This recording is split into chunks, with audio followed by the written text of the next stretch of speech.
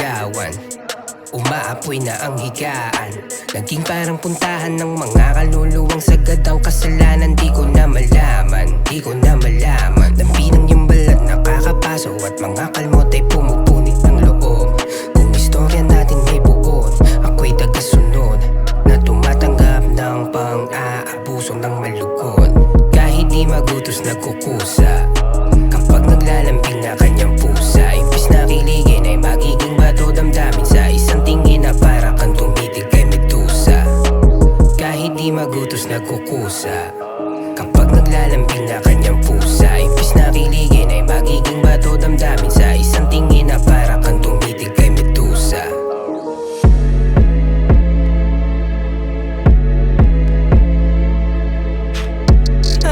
65% lang pa talagang pagmamahal ang meron tayong dalawa. Pwes ito 45 aking kiliw para di mo nahanapin ang 45 natitira, ha?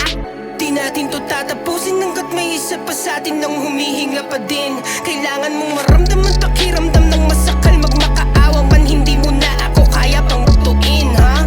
Halik mong makamandag, halik mong makamandag. Paralisado tong duwag, paralisado tong duwag. Ngayon hindi lang manipulasyon mo ang kukontrahin, pati panganib na utos malalaba. Gusto kong makita kung ano ba talagang tumatakbo sa mapagkunwari mong pag-iisip.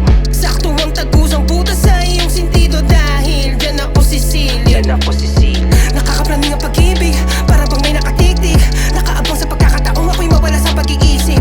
Masasayang alaalang mababalikan na lang sa panaginip. Ngunit ang hihingiin kapalit sa atin ay habang buhay na pagkakaidlip. Ayoko na